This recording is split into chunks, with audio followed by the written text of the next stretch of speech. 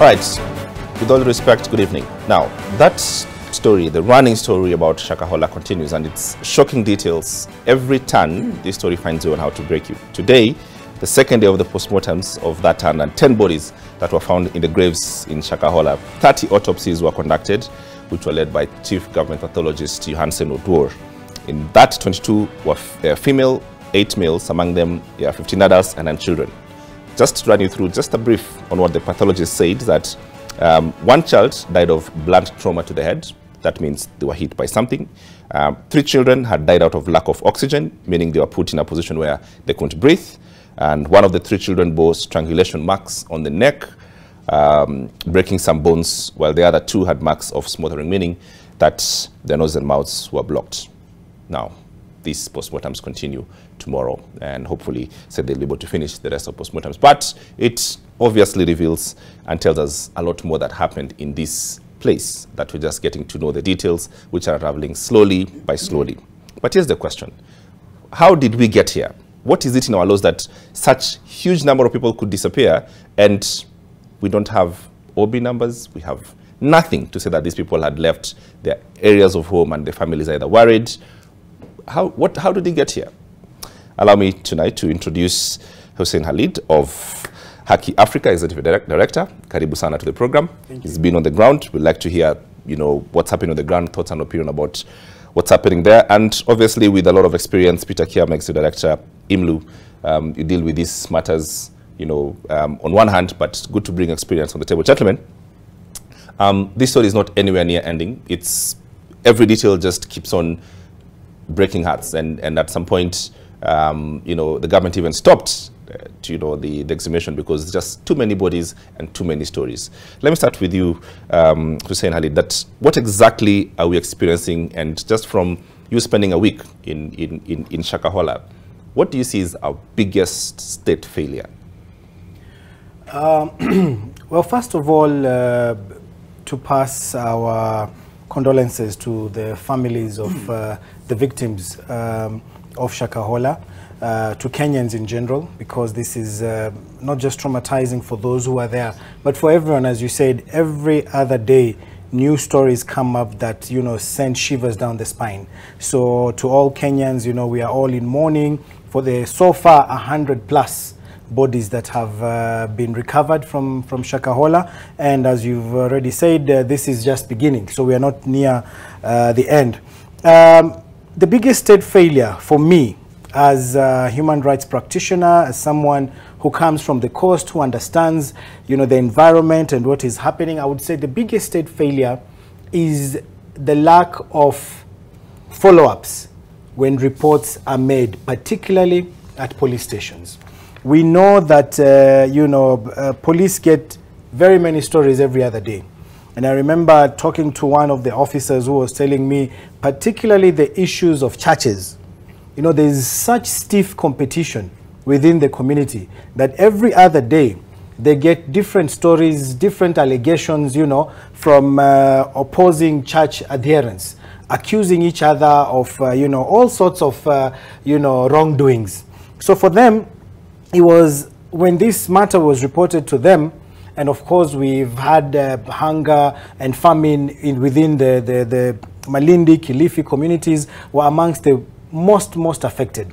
So for them, they felt, okay, probably 1 or 2 children have died out of hunger, and some church followers want to take advantage of the situation to pin it on one or the other leader. And that in itself, of course, speaks volumes. That police dismiss cases when they are reported, when particularly youth, and we've had this experience for many years, when they are reported, they say, oh, I'll give it 24. Okay, of course it's part of the law that you have to wait for 48 hours or something like that, but they usually take it very casually. And this of course extends, it's not just the police. We have officers such as the chief, the sub-chief, we have the DCCs, the county commissioners and others. How do they treat issues that are reported in their offices? I think that's the biggest question. That's a fundamental question. We need to have some sorts of SOPs, standard operating procedures, of how to deal with any case that is reported, whether it's at the chief's office or it's the police station, so that it is generally agreed that any matter, irrespective of who has reported that case, there has to be an agreed pattern that has to be followed, and with timelines, with responsibilities, such that these kinds of issues do not fall through the gaps. So that, for me, is the biggest state failure. Thank you, and bring us to Sirita. Peter, just pretty much the same question, and thinking about how everyone sits so helpless, and wondering, so was there a way on how to curb this? Was there a way on how to know this? And dealing with such of these cases with authorities, what do you think led to this? Yeah, thanks for inviting me here. You know, anytime I think about what happened in Shakahola, as Hussein said, it sends chills down my spine. It's totally unimaginable that you know, crimes of such magnitude can happen in a country where you would say you have a functioning government, where there's a government that says that it's functioning, especially the security apparatus of this country. But also let me join with Hussein in you know, expressing my deepest sympathies with the relatives and other family members who have lost children, who have lost their relatives in this particular incident. What we witness is horrendous crimes committed against citizens as the state, you know, slips over its job. I think for me, I would frame it around the social contract between citizens and the state. In a context where the only reason why the state exists is to protect the citizens and to provide for the citizens. So in this particular instance, you do find that the state failed in its responsibility to protect its citizens. And states in their existence have a responsibility to protect within a human rights framework. I think that's a situation where the state totally failed to protect citizens. And even as we look at the particular situation of Shakahola, we are reminded that in the last 10 years, we have over 1,000 youth killed by the police, by the same state. And therefore, let us not forget that Shakahola is only one manifestation of state failure to live up to its human rights responsibilities. That, for me, I think is at the center of this particular discussion. There's this thing, and Khalid, I mean, you've been on the ground, but, you know, there's, at the beginning, there was only, you know, 2 families, and it wasn't a serious case, you know, and in fact, you know, the person at the center of it all could get a bond and allowed to go back home and do whatever needs to do. Yeah. There's this feeling that if the numbers are not this great, not this huge, this would have been just another, you know, way on how to say, well, these are, well, like I said, these are claims against me, and there's nothing to prove, and it will fall by the wayside. What is this with us? Is it our level of consciousness as a people? Is it the set up the state? What is it that makes us see one death to be okay? Yeah, you're very right. And initially, when this matter was reported at our Malindi Center office, the lady had come in saying that there's a 5-year-old boy whose life is in danger, and he had come with former followers of this cult, and they had actually come to confirm that, yes, you know, we told her because we've been there. We know what is happening there. So when the matter was reported to us, the first thing we said, go to the police. Let's go to the police. Let's report this. Let's go get the boy.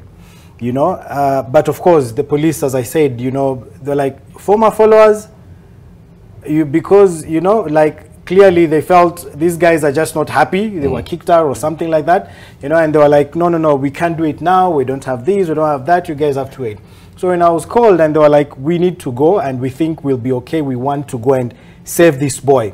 I was like, are you guys sure? Do you feel, you know, you can do this? And they went. And of course, they were roughed up. They were beaten up. They were told never to come back. But eventually, we got the boy out of that place. And when we took the boy to the police, that's when they realized. And the boy said, you know, 2 of his siblings are probably dead. actually are dead, and that he even knows where they were buried. You know, that's when the police were like, okay, now we need to do something. Yeah. Went to court. The guy was arrested on charges of the 2 siblings now who've died, but there was no evidence. Yeah. Like the magistrate was like, okay, so where are the bodies? I mean, you're saying 2 are dead. Where are they? I mean, you know, where's the evidence? Yeah. So to him, it was like, maybe these again are those false allegations and all that. So release the guy, but then issued an order to exhume, if in case there truly are. So you need to find the graves and find the graves, find the bodies. You know, you can't charge someone without anything. But that took a couple of weeks, and we kept insisting. They said, no, we have to get the government pathologist, we have to get who to come in, and you know, so it took, I think it was late March when we got the order. By the time they were doing this was mid-April or something like that. So initially, you're very right, even the police, when they went now with the exhumation, it was 2 bodies. And I guess that's why also to them it was a gone case, it's just 2 bodies, they're already dead. And you're right, you know, people treating life so casually, like it doesn't matter much. So when, you know, eventually they went there, they were overpowered because those guys were many. So they had to go back, get reinforcement. Now because there was that scuffle, they had to go inside the houses to check what is happening. And now when they went inside the homes is where they found bodies, people who had died, because the initial bodies that we got were not buried. They were actually just picked from the homes. And then now the boy said, I know where the brothers were buried, and now he took people. Now it's when now they got to that area and they saw the mass graves, they were like, really? We have something here. This is truly happening. So I think as Kenyans, we've become so accustomed to death that it doesn't shock us anymore, you know, unless it's tens and tens maybe, and we feel this is so bad, or if it involves the state or something like that. But I feel we owe it to ourselves, you know, the sanctity of life. We must put more emphasis on that, and particularly by state authorities. I want to go on a break, Peter, but just quickly the same thing, about our responsibility and our consciousness, Kenyans. And someone who works in this space for a long time, there's almost no humanity for victims, as long as there are 1 or 2. Well, there are many now, we are caring about that, but we're swiftly moving on. It's important for us to move on. I think one of the reasons why this particular case has received so much publicity, partly is because of the numbers. Because every day we count bodies anyway, from state violence across the country. Every day people die in hospitals, waiting at the casualty area, you know, every day across the 47 counties. Every day people die in the North Rift out of criminals that we try to sanitize as bandits or cattle rustlers, yet they are, you know, terrorizing the population in the north. And therefore, what has happened is that Kenyans have suffered so much violence that one more death doesn't shock them anymore. Which is a tragedy, the tragedy of our times, in that we now compare, even in the normal cases we handle in some of the poorer neighborhoods of Nairobi and Mombasa and other areas, what you do find is people who have been violated by the police saying, you know, you are very unlucky that they broke your leg. I only broke a finger. As if breaking a finger is not trauma enough, you know. So I think we are accustomed to so much pain every day. So many violations every day, you know, denial to drink clean drinking water, denial of you know, food, denial of education, denial of health. That to a point we are numbed. We've been numbed by these violations, and I think Shakahola wakes us up. All right, Peter Kiama, Hussein Khalid, we're still going to discuss this, and I want to get back to your expert opinion on exactly how we report disappearances, so that we walk through our laws and see where exactly are we failing. Do we need to fix this? Do we have to have a sort of a moment of awakening that we need to fix this one thing because of what happened in Shakahola? Take a short break. With all respect, we'll be right back. Don't go too far.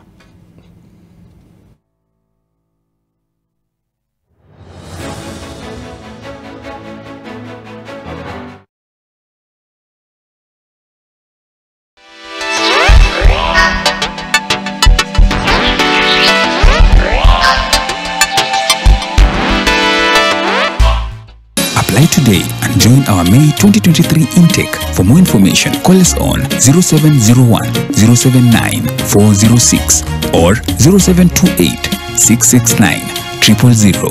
We have campuses in Limuru, Nairobi, and Nakuru. St. Paul's University, your university of choice.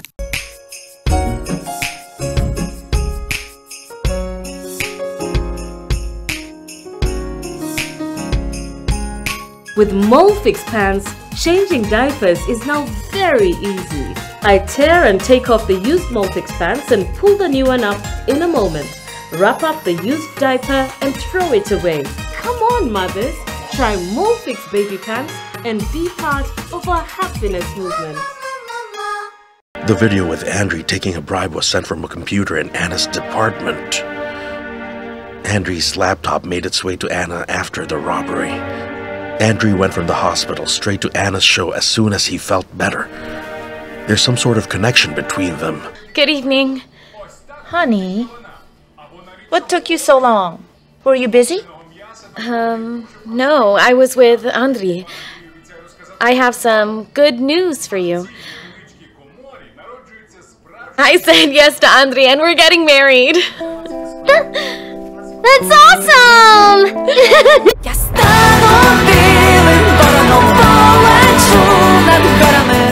Hakuna feeling kama coming home to your family na DSTV Compact. Hapa unaweza feel the warmth na connection ya family time. Na feel happiness with laughter and learning. Na feel passion. Na feel home with DSTV Compact. Mtoi amepewa 3 days alipe school fees. Gadhani mara ngapi nimekuambia tupeleke mtoi shule ya gava na utaki kunisikiza. Unaisisa hapo mpeleke shule ya private na hata hauna pesa. Shika. Start your life here. It's not enough for me. It's just not enough. You don't know what they do to girls like you. I think it's Avina. Cindy. That's her name. Sorry, who is your father? That's a couple bell.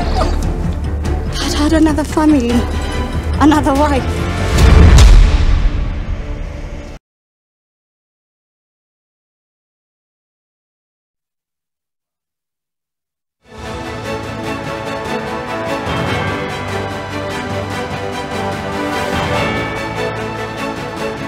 All right, welcome back. With all due respect, the question of Shakahola and what is in our laws, what is in our culture, what is in us that allowed such massive horrors to happen is the question tonight. I do have Peter Kiama, Executive Director, IMLU, and Hussein Halid, Executive Director, Haki Africa. Gentlemen, just before we took the break, we're discussing this, our consciousness and everything that allows us to do what has happened. But to more specific questions, what happens when a person disappears? What is it in our law exactly, in our procedures, that allows such a thing to happen? Let's start with you, Peter. Go first. Yeah, the law provides that you report a disappearance to a police station, the local police station or any police station, and then the police take around 72 hours before they can then declare formally that they can start an inquiry around this particular incident report. What is an inquiry exactly? It's an investigation, basically, beginning to say, yes, we now formally record this as a matter for police investigations. Mm-hmm. But as Hussein said earlier, when you look at, and I have been in that situation where, you go and report and told, no, it's just 2 hours. Mm. And I think it's the high time that we begin to question that particular provision. What is the rationale behind waiting for 72 hours or for 48 hours to record, to have a formal, to formally recognize a disappearance as a disappearance. Someone has disappeared. I think we do need to revisit that. I don't think it's good practice anymore, because people have died. We have reported cases. Somebody has been abducted here. We are chasing after the abductors. We report to a police station and they disappear. I have cases at IMLU that we still investigate. We have one particular incident where an abduction happened outside Eldama Ravine Law Court in the presence of the police. The advocate reported to the police station. The police never responded. And those because it hadn't met the 48 hours. Those 4 boys have now been found. Never been found. Now, that particular provision is also abused in the case where police are the suspects, because the delay will help to either hide the evidence or protect the suspects. within the system. So we may want to revisit that formal recognition of a report of disappearance, so that maybe we might be able to save lives or preserve evidence that we may not be able to preserve after those hours provided by the law. Yeah. Yeah, I mean, I totally agree with Mr. Kiama. Sometimes it's so open that there is need for investigation. For example, if someone is abducted, people come with guns, they pick you from an area, put you in a vehicle, and they live with you. You know, you report this matter, say, oh, we don't know. Sometimes these are colleagues, they are friends or something like that, and they have to wait for all this time. Okay, fine, we understand. Sometimes, you know, there are also cases where we followed up and then maybe someone had run away from home, you know, or eloped with a girl or something like that. Yeah. So somehow, yeah, there are those stories. But when an issue is so open that this person has been taken, or this person, it's not normal that they would just disappear. This is a full-grown man, maybe with a family and all that. He's not a young girl you would expect to run away with a boyfriend or something like that. We definitely, I agree with Mr. Kiama that we have to review that particular provision because it does not serve the purpose. It does not help us in terms of dealing with disappearances. You know, the numbers have skyrocketed over the last few years. We've even, I think in 2021, the numbers almost tripled compared to what we had in 2020. So we need to definitely review the laws because the ones that we have presently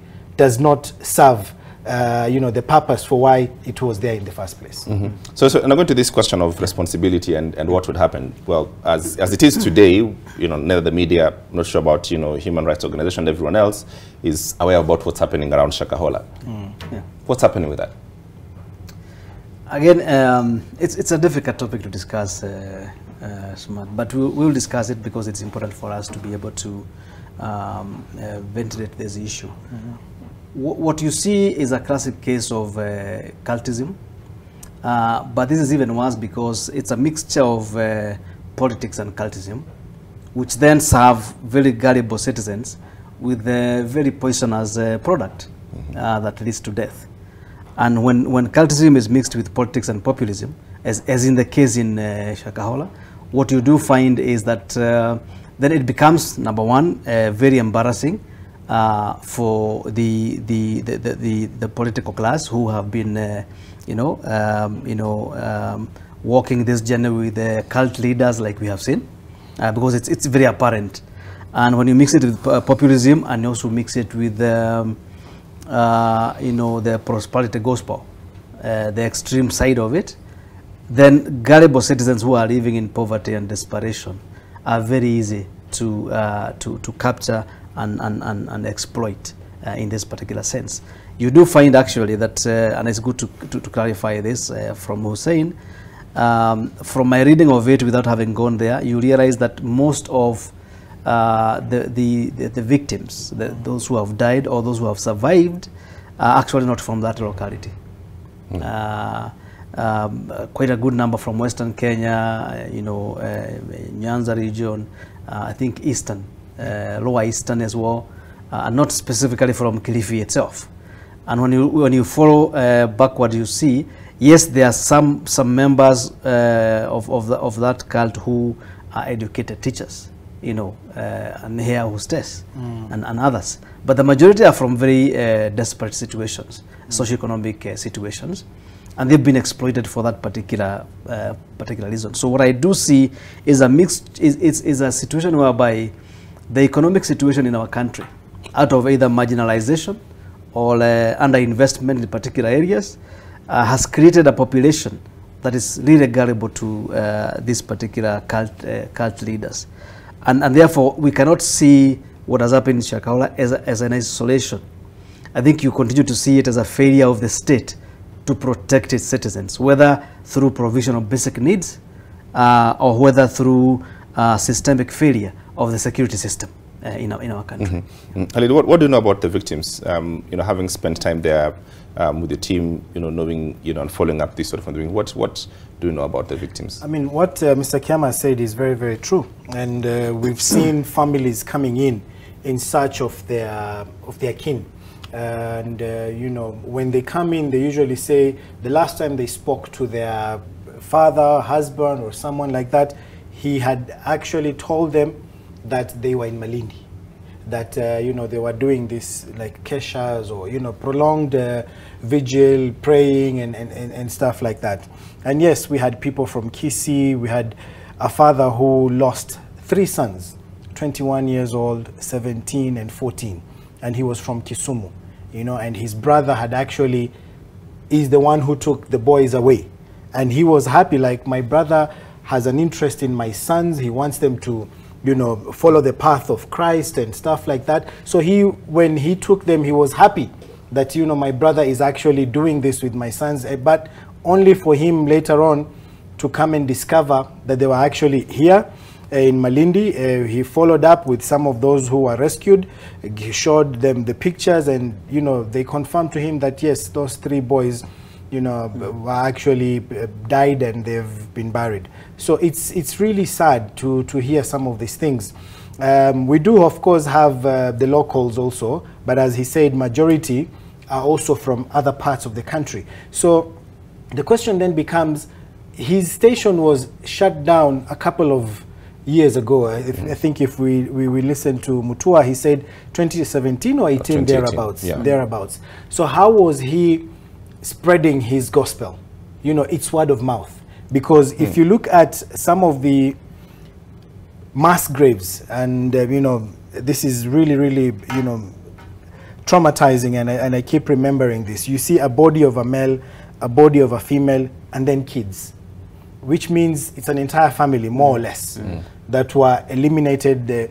And you can just imagine what the family must have gone through together, and especially the children, you know, to meet their death in that manner and to be buried. And now it's being revealed from the autopsies that there's a possibility a good number of them were actually strangled, or some of them were, you know, it's asphyxia, so denied either their mouths and noses covered or something like that. So it's really, really, really horrible. And I agree that sometimes our communities are left too vulnerable. And you know, the primary responsibility of any state, and Mr. Kiama has said this, is to ensure protection and security of the people.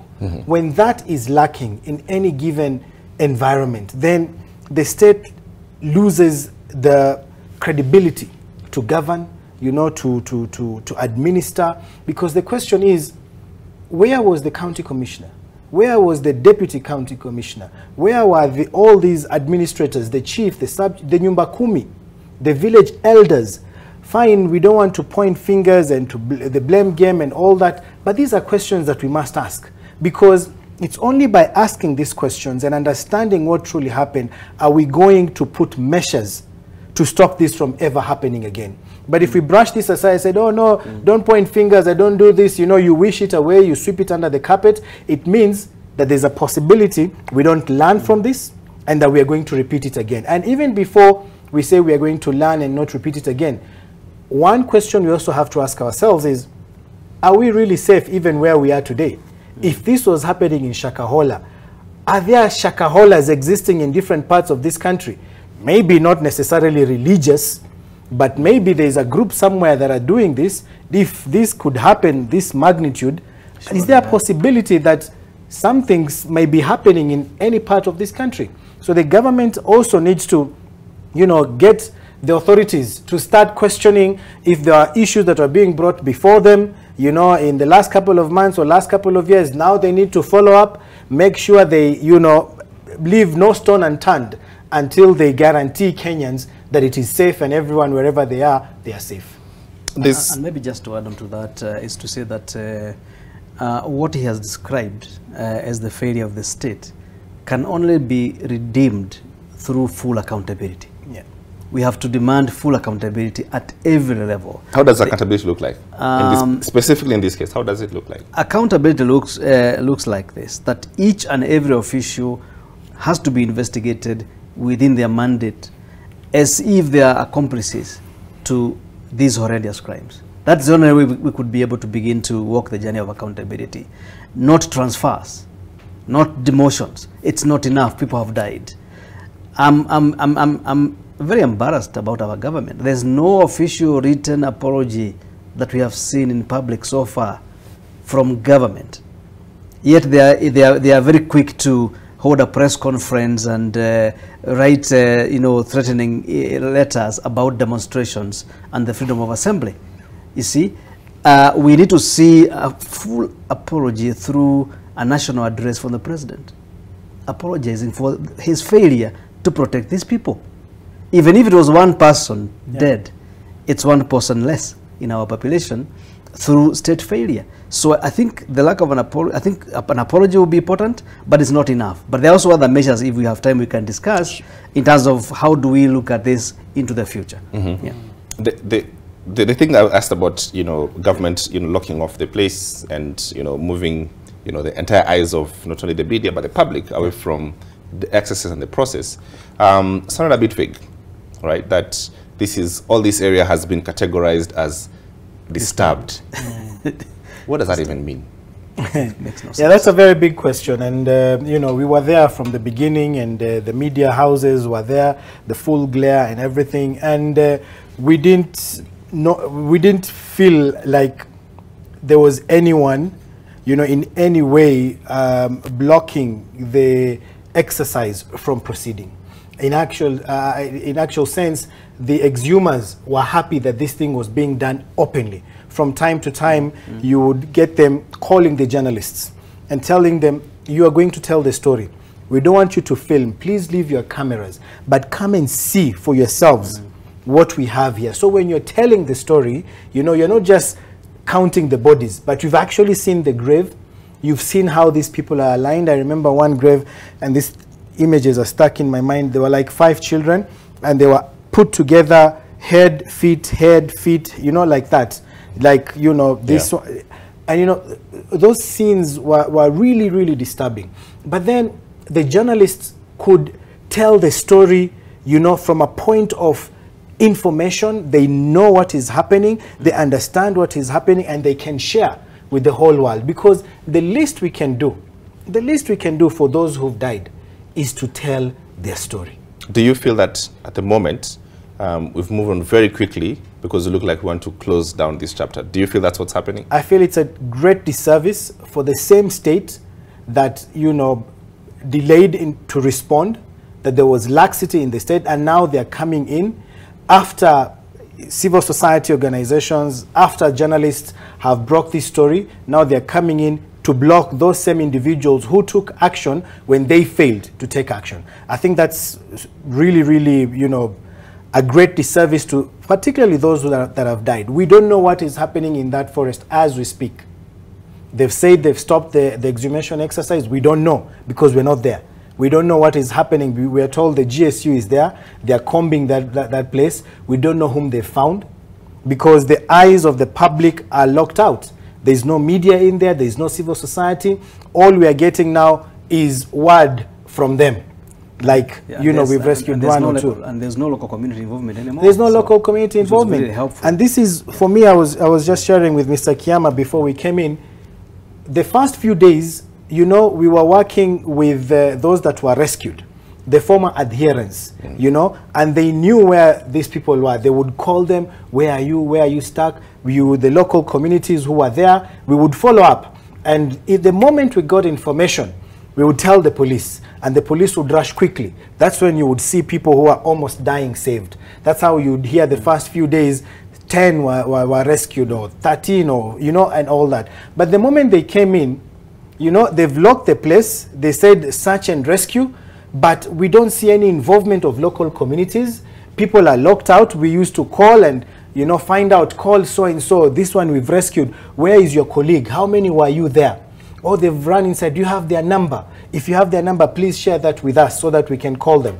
And you have to understand the local language because a good number of them also were communicating in the local language. So we feel that, presently there's a lot of opaqueness. It's not open, it's not transparent. And I feel we are losing out a lot as it stands presently. Yeah. But the same thing, this government action, because the issue with Shakahola really is that it's a slow breaking news. And so there's this inability of people to move in very quickly and do press conferences. But somehow they managed to make it a press conference situation. I think that had been there for months, from March or even February. But now, what do you see and what do you project that what this government action is as we speak today? I think the declaration of that area as a disturbed area has introduced a sense of opaqueness in the operation, a sense of disrespect to local communities, local civil society, the media who are there, who are aiding the process. I think it's also put the professionals who are doing the exhumations, very gallant officers from DCI and other sections of the police, who I think were doing a very good job, working and cooperating with the local actors. I think it's very high levels of disrespect, because the people who are starving in there to death, who are being rescued, the bodies that are being exhumed are no threat to anybody now. At the point they declare this is closed, it's only government, it's exclusive. It doesn't make sense to me at all, except that I think the government was so embarrassed about the exposure and the continuing live coverage that they felt to save their face, let's lock it down. I see no other purpose. I start to be corrected, but I don't see any other purpose when you lock out people who are driving the search and rescue operation very, very fast at no cost to government. So I do think, and I would appeal the government to open it up, because look at it, security is a shared responsibility between citizens and government. And the citizens were currently supporting, the investigators down there. There are even those who are providing, for example, even now, who are not allowed to go in, who are providing food and shelter to the children who were rescued, for example. Like Haki Yetu in Mombasa and other organizations, supporting psychosocial support from Haki Africa and others. So I do think that the government needs to step back, open up the operation to all actors who can support. I think that way we can also have full accountability with regard to this particular operation. Another issue which also doesn't make sense is the curfew. Yeah, I mean, what is it for? What is it for? Because even for us, the first respondents, when we went there, you could tell the community around were very angry that they had raised alarm, red flags, for a couple of weeks, months, but no one was doing anything. You are now coming in, initially we went with a few police officers. We've been telling you guys, we've been sending reports. Even the local administration was saying they did reports. The chief said, I did my report, I sent it to my senior. But then if there is no action, I can't do anything. That's how he was defending himself. The assist sub-chief. So the local community was already angry that it took you so long for you to get here. And now with all the trauma that they have now, come to learn, to realize, again, we slap them with another curfew, because the only people who are affected is them. These people, Malindi is 60 or so kilometers away. They have to go there in the morning to work and come back in the evening. By the time they get home, it's 8 or 9 at night. Now there's curfew, So despite the overwhelming trauma, psychological suffering they've gone through, and now you slap them with another curfew. They can't even go about their socio-economic activities. They can't even mix and mingle. People want to feel they're safe. They want to go and stay together in the evening after a hard day of work and all that. That is not even possible. And 30 days, curfew, and basically causing more harm than good. And I don't see why this is being done without consulting the local communities, without consulting the local leadership, people who have been there. They just, decide to do these things, single-handedly, which is absolutely unfair, if you ask me. To move this forward, part of the problem, and Emma, you made mention to this, that, the dangerous ideology and the fact that we've allowed, certain sects, to take over certain spaces, and even the media. Part of the reason why, and Hussein made mention of this earlier on, is, this fellow was allowed to have a TV station with the nationwide reach, this would explain why people from Kakamega, Kisumu, and the rest would reach him. And there was asking no responsibility whatsoever on how we manage such a shared function as just communication. You know, I saw the CAK did what it's supposed to do and said we'll, you know, cancel the license, but still they have a responsibility. Yes, they do. They do. I think part of the failure as well. There was an attempt by government, I think 2016, 2014, 2016, to introduce the regulations. You know. Provisions to regulate the practice of our faith and religion, and that was strongly opposed, you know, across the board, regardless of the religion, maybe, partly for good reasons, because I think, you know, our constitution in Article 32 I think, provides the freedom of worship and belief and thought. And that we have to guard very, very jealously. But I think we have to also to guard it with a level of responsibility, in that the religious sector in this country must come together and have an honest conversation about this increasing emergence of totally criminality within the region. And we have to say it as it is. It's criminality within the region. And they have to take leadership in terms of self-regulation. We have to revisit the regulations that had been proposed by you know, AG Attorney General Gethu Muigai.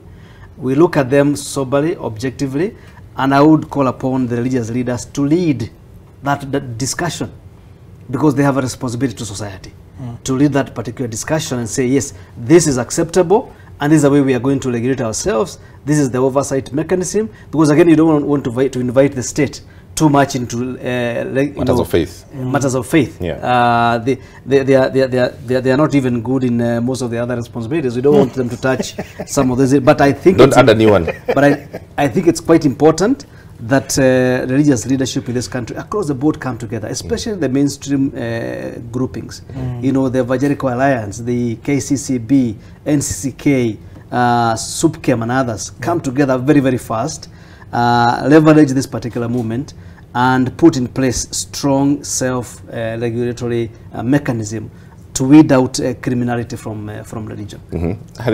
Yes. I think for me, number two is the need for us to. I watched the governor of Kilifi, Honorable Gideon Mungaro. I think he was on NTV or Citizen that evening, saying, you know, my hands are tied. Security is a national function. Yeah.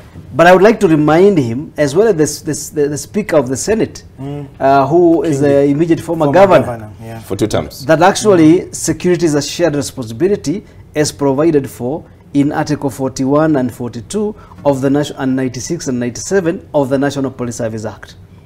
In that actually the law provides the establishment of the County Policing Authority, where the governor is the chairperson.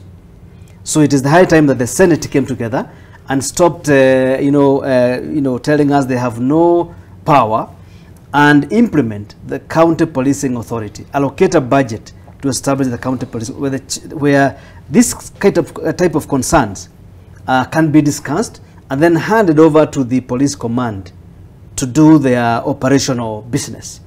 After having this conversation about the apparent dangers in any particular locality. So I do think that the immediate establishment of the County Policing Authority will bring everybody on board, including civil society, women, youth, governors, you know, MPs. Everybody will be able to come on board to prioritize security and safety concerns, and then advise the operational commanders to take their actions. Totally agree on agreed on both points. The first one, regulation, I believe at this point in time, no one is going to argue against that. And I hope the religious community in the country will agree with everyone. I mean, this particular case is open for everyone to see. It's evident that you can't just have anyone in the name of a calling waking up one day and leading hundreds on a suicide path. That cannot be acceptable to any religious leader. So I concur with Mr. Kiama here that whether if it's the Interreligious Council of Kenya or, you know, one of them or all of them need to take the first step, need to take the initiative to self-regulate. all sectors that I know of in the country have some form of regulation. Even matatus that we say are very rowdy, but you can't just wake up one morning, get a matatu and put it in the streets and start carrying passengers. It's not possible. You have to belong to a certain circle, then there are rules there. You have to be like this, your vehicle has to be like, even before it gets to the police, even before it gets to NTSA, you know, that is what happens. So I believe we need to do the same within the religious sector. They need to find ways and means of regulating themselves. There has to be a higher office that monitors, that can call you and ask you, why are you saying this? Why are you doing this in your church? And then you have to be accountable for that. When anyone can do anything, when anything goes, there must be a problem with that. On the second issue, we've done quite a lot on countering violent extremism as Haki Africa and as civil society in general. And we have the county action plans through the National Counterterrorism Center. And of course, these religious ideologies and everything are key in most of these county action plans to prevent and counter violent extremism. And all these action plans, 47 of them, sit squarely within the county government to address, even to fund. We're even coming up, a number of counties, including Nairobi, have come up with laws to, you know, get county governments to actually fund those particular action plans. So the governors and other local leaders cannot run away from this issue and say, oh, it's a national government responsibility. There are already existing structures, there are already existing documents, policies that they can use to immediately and directly get involved in dealing with issues of violent extremism, in dealing with issues of religion, faith, and all that. So, you know, they should take up their responsibility in their counties and do what they're required to do to keep Kenyans safe. All right, final question as we wind up, and because we need to go. This, what is it possibly that, you know, the main culprits will be charged with? Because we've had everything from terrorism, you know, to some misdemeanors and possibly walking free. This is obviously a wild thought, but I'll leave most of this to Hussein as the legal person here. But I would like to say this, that we need to allow for a professional criminal investigation. I think bravado and, you know, whatever won't help, because bravado is not evidence that can stand in court. So I would plead to all players to allow a professional investigation. I am aware of very professional forensic experts from the DCI who are there in the rain, working very hard to collect evidence. I think they should be given all the resources, including government provided and paid for psychosocial support every evening and morning, because they need that to deal with the trauma of what they are seeing. Number two, I do believe that we need to move forward and establish the National Coroner Service to bring together all actors to investigate reportable or natural deaths, which is not there. That's why you're finding it's so difficult that police officers are, you know, burdened with the role of collecting evidence as well as digging, you know, exhuming. There should be a team of experts, you know, forensic anthropologists. They're worried about this. This is their job. Yeah, the law provides for those to be recruited. Yeah. But the government has not set this up. So why is the government not set this up? What's the most logical reason? Just lack of priorities. I think misplaced priorities. Yeah. But I'm happy that the current office of the Attorney General has begun moving the process forward. It has of establishing the instruments, putting in place the instruments to appoint a Coroner General. The current Chief Government Pathologist, who is in Mombasa leading the team, has been seconded to the AG's office to lead in the appointment of the National Coroner and establishment of that office. I think that would be very critical to coordinate, especially situations of mass casualties like we are seeing in Shakahola. It's not child's play. No. To do that kind of, you need the professionals to be there. Yep. They are struggling with identity and everything else. I hear the government chemist is helping with DNA, collection of DNA samples, which would be critical. But for me, the bottom line is allow the professionals, facilitate the professionals to do their job, remove politics, remove bravado from it. Yeah. I am told, and it's not good for me to joke about this, I am told by one senior lawyer that the only crime that might be prosecutable there is death by misadventure, which is unfortunate in this instance, because these are horrendous crimes. So, yeah, help us. Well, first of all, I'm really happy to hear the National Coroner Service Act is moving forward, because we've really called for this, as civil society, the Police Reforms Working Group and everyone else. So to see movement in that direction, I think is something that should be very much appreciated and encouraged. We've had this discussion with a team of lawyers. Let me also say here, the Law Society of Kenya have also appointed a team of lawyers to represent the families. So we are working together on this. We've had initial discussions with the Office of the Director of Public Prosecutions on what exactly these individuals will be charged with. Most probably it will be terror related. As you understand today, Mackenzie was presented in Malindi Court, and the charges that had initially been presented withdrawn. And the idea was to transfer him to Shanzu. Shanzu is where they try terror cases at the coast in Mombasa. So all indications are that you know, they're going to be charged with terror-related laws. And the autopsy results now that are coming forward, showing that you know, it's murder. That you know, some were strangled, some had their mouths and notes blocked so that they can't breathe, so they died out of asphyxia.